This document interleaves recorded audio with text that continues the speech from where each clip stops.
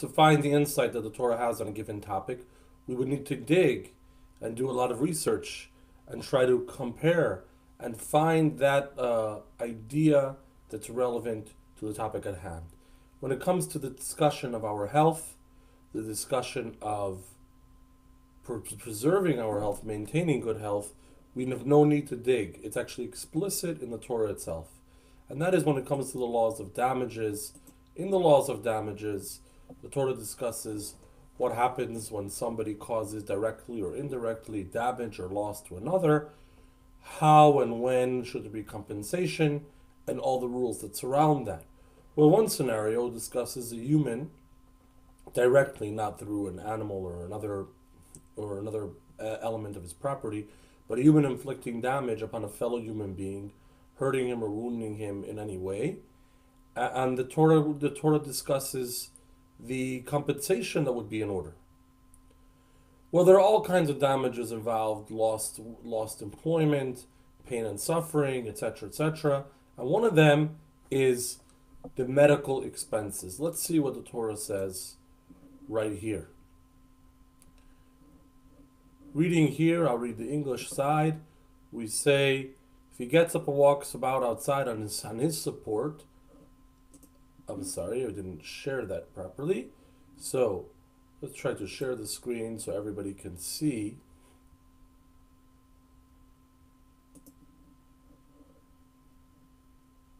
That's not working today. So, the Torah says when it comes to damages of one individual inflicting damage on another and hurting or wounding another person, one of the things that have to be paid are the medical bills. In the Torah's words, v'rapo yirape, heal, he shall heal. He must help the other person be restored to good health by paying for the medical expenses incurred through the accident or through whatever it was that he wounded his fellow. The Talmud makes an interesting comment, in fact, a bizarre comment, saying that this statement of the Torah, v'rapo yirape, that you should pay for the medical bills, indicates that nitner reshus l'roife l'rapos, that a doctor may heal, that a doctor is given the permission, given the license by the Torah to bring healing to others. Now, what would that mean? Why would we think otherwise? But it turns out that in primitive thought, and it perhaps persists in some sects till today, there was a thinking and attitude that if somebody is unwell, if somebody has a disease or any other kind of deficiency in their health, it's from God. And if God brought about the disease and the damage or the problem for that person, who are we to bring a human doctor and get a human doctor involved to take that away? So that thinking would say, if somebody gets cancer, God forbid, well, that's from God, and why would we and how can we get involved and try to change that? Well, the Torah says no. The Torah says, v'rapo yirape, heal, you shall heal, requiring an assailant to pay medical bills and indicating along the way that in any situation of a disease, in any situation of a health problem, we actually support using intervention, that a doctor should come and heal, and we do not sit back and say, well, it's from God, let God decide. This fits with the general pattern in Judaism that God expects, the Torah expects, that we actually do our part and put in our effort and not just sit back and expect that God will take care of it. But does this mean that maintaining good health is only optional? Does this mean that the Torah is saying permission is given, in the Talmud's words, permission is given for the doctor to heal, permission is given to seek a cure, but that's where it ends? It's just a permission, it's just the allowance, but using that, not using that, etc., is up to the individual whether or not they want to seek treatment. Is there a recommendation by the Torah? Is there a requirement by the Torah? Or is there just this permission? Now, on some level, that sounds a bit of a ridiculous question, because we would go to any lengths for our healths, for our good health.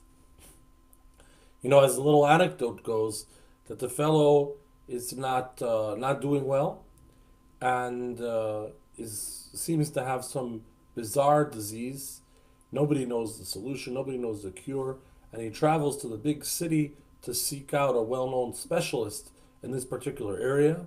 And the specialist examines him and diagnoses him, and gives him a course of treatment, and then of course a bill. And he says, "Bill, well, I don't have any money to pay." Well, if you can't pay and you haven't made any arrangements, why did you show up here? This fellow just smiles and says, "When it comes to my health, money is no object." So, obviously, people will go to any lengths for their good health, and especially in the case of a severe disease. So, what kind of question is that? Whether it's required, whether it's obligated, whether it's the Torah recommends, or it's just optional to seek medical help and to improve our health, isn't that what we would want to do? But it actually turns out that sometimes people choose otherwise. For whatever reason, sometimes people do choose not to treat a a disease or something of that nature that comes their way. There was a famous incident in England some more than 10 years ago, I believe, where a girl by the name of Hannah Jones, who had a long history of deficient health, had already gone through many surgeries, and about 12 or 13 years old, she needed a heart transplant, and with a weak prognosis even then, and she chose at the time not to have the transplant and just to die at home. She said she preferred to die at home rather than go through another surgery. Her parents supported her decision, and the state was going to get involved and actually take her away from her parents because they thought there was a negligence involved. But it turned out they let her be, and they accepted that she had the right to choose to turn down such a surgery and just to die as opposed to a heart transplant, even though she was so young. Thank God she changed her mind some months later, and she's had the transplant. She's still alive and well. She's graduated college. So that story has a happy ending. But that would be an example of somebody saying, "I've suffered so much, I choose not to continue." What would the Torah say? Now it gets tricky and complicated in end of life situations. Let's address, therefore, a more straightforward situation like this little girl who had a good chance at restoring her health and her life as she ultimately did, but chooses not to go through it and not to have the surgery. What would the Torah say about such a thing? Well, in Western law, in democratic societies, we know is pretty clear cut. And that is that because these systems of law and because these societies are predicated on liberty, predicated on autonomy, and the personal rights of each individual, nobody can force somebody to accept treatment. And it's been established time and again by the courts and by the law that every individual could choose not to seek treatment and not to be treated even for something as severe as a heart transplant. It would be the individual right. The only time when a person's right would be infringed or the court would have to get involved is that harms others or puts toll on the health system as a whole. Something similar to what's going on right now, where if people aren't careful themselves, they could spread disease to others and they can overwhelm the health system and etc. That's where, in a liberal society, in a modern society, the authorities would get involved, the courts would get involved if somebody's being reckless. But if it's really truly a personal thing, each person ultimately has the right to choose. Well, the Torah has a different take on this and a very different look at our responsibilities towards our health, and this will illuminate our overall question: what does the Torah say about our responsibility towards our health and to maintaining good health overall? Well, it turns out that this is dependent, shall we say, on a broader question, on a larger, on a bigger picture. Who owns our body? And again, what kind of question is that? Who owns my body? Me. It's me. Well, it turns out it's not so simple. Can I sell you the right to hurt me? Can I give you the right to harm me? Can I harm myself? Can I do a Merchant of Venice Shylock type transaction and transact my pound of flesh for a loan or for anything else? Do I have that kind of right? Well, the Torah unequivocally says no. I may not even harm myself.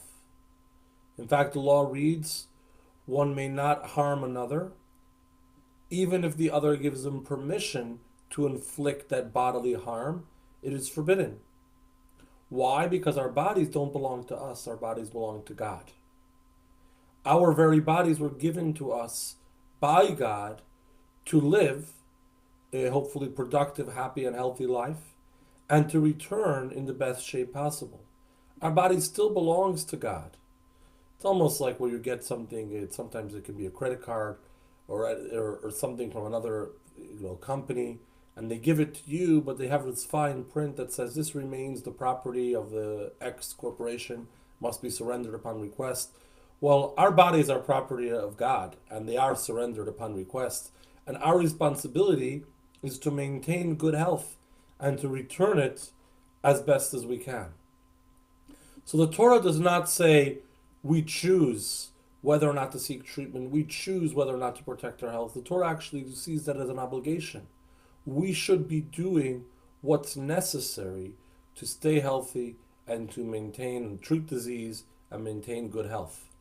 It's actually a mitzvah, as the Torah says, "V'nishmartem me'od lenafshotechem," you shall guard your life exceedingly well. You shall protect your lives well. You shall secure your lives well. In other words, watch over your health, watch over your life, keep yourself safe, keep yourself in good shape, and protect that gift that God has given you. Now, that doesn't mean, as I mentioned earlier, that every procedure in every situation is a requirement. There can be situations where a person's prognosis is that they will shortly die regardless. That's a very complex discussion which requires individual rabbinic consultation in that scenario. And then there can be situations of risky treatment, experimental treatment. As a general rule, very general, and again, each scenario needs its own consultation. And as a general rule, we would say that if something has a 50% chance or more than 50% chance of success, it should be pursued. But if there's a new treatment with even less than that, then somebody might choose to try that treatment as their last hope, but the Torah wouldn't necessarily obligate that. Another point to keep in mind that this doesn't mean our obligation to protect ourselves doesn't mean we can never take risks.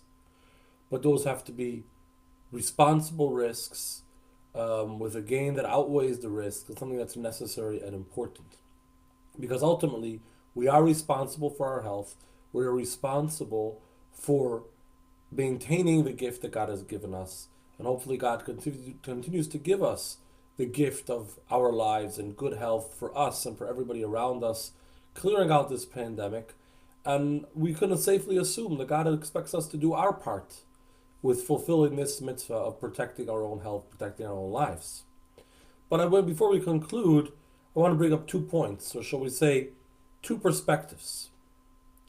One of them is an attitude, a perspective, a reason. Why is it that we maintain good health? Why is it that our good health and our staying in shape and taking care of ourselves is so important? Of course, it's an obvious value, but there's something interesting if we read it the way Maimonides writes it. For some reason, my screen is not sharing today, but I'll just read that slowly so everybody can hear. Maimonides writes, "Since maintaining a healthy and sound body is among the ways of God, for one cannot understand or have any knowledge of the Creator if he is ill. Therefore he must avoid that which harms the body and accustom himself to that which is helpful and helps the body become stronger." And this is actually Maimonides' introduction to a number of chapters where he describes a healthy lifestyle. Maimonides being a great physician in his own right, as his famous Maimonides diet over here, and the lifestyle overall, including some treatments for some situations. So what's his introduction? He says, maintaining healthy bodies is among the ways of God, because one cannot serve God, one cannot have knowledge of the Creator, one cannot advance spiritually, one cannot be connected, one cannot do good, one cannot perform mitzvahs, one cannot advance in life in a positive way without their good health, without clarity of mind, without both the relaxed freedom from tension and stress that comes with good health, as well as the good health itself, in being in that good and clear frame of mind and that good and clear position to be able to do those good things. So why do we preserve our health?